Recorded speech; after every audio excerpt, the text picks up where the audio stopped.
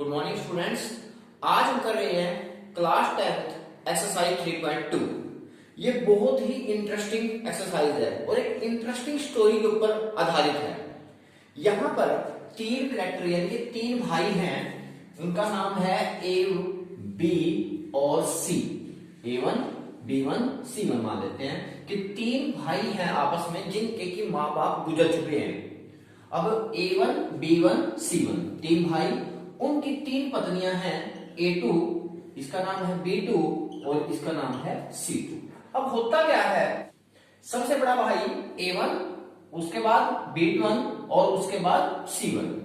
यदि पहले दोनों भाई A1 और A2, क्योंकि बड़े भाई तो यही है ना दोनों, यदि इन दोनों भाइयों के विचार आपस में बराबर नहीं है, समान नहीं है, तो ये दोनों भाई आपस में लड़ते रहेंगे और इस घर का केवल एक ही हल होगा कि वो अलग अलग हो जाए।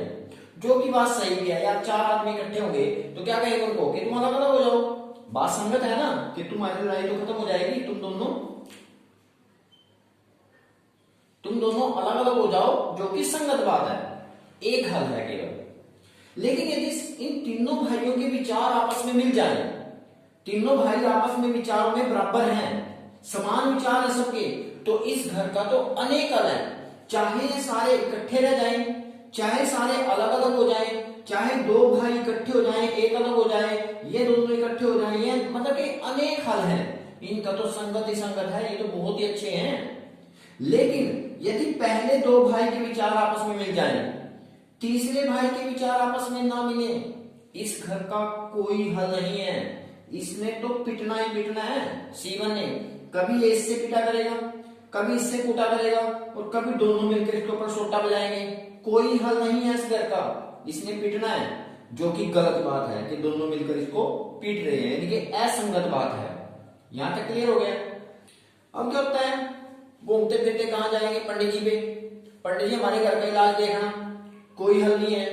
पंडित जी आप देखेंगे और पंडित जी ने कहा कि यदि रेखाएं जितने बिंदु पर कटेगी उतने ही हल होंगे, जितने बिंदु पर प्रच्छेद करेंगी उतने ही हल होंगे। इस घर का एक हल है। क्यों? क्योंकि इनकी रेखाएं एक बिंदु पर काट रही होंगी, ये दो रेखाएं एक बिंदु पर काट रही होंगी, तभी तो एक हल है। यानी कि आलेख रेखाएं जो आप ग्राफ बनाते हो, ग्राफ की जो रेखाएं हैं वो एक बिंदु पर प्रच्छेद कर रही हैं, क्योंकि एक हल है। इसके तो अनेक हल है, बहुत हल है, बहुत हल है। इसका मतलब जो रेखाएं हैं वो अनेक बिंदु पर कट रही होंगी, यानी कि एक रेखा दूसरी रेखा के ऊपर चल रही होगी, जो कि इसको कहते हैं समांगी। लेकिन इसका कोई हल नहीं है। इसका मतलब रेखाएं आपस में प्रतिच्छेद नहीं कर रही हैं। रेखाएं क्या हैं? समांतर है।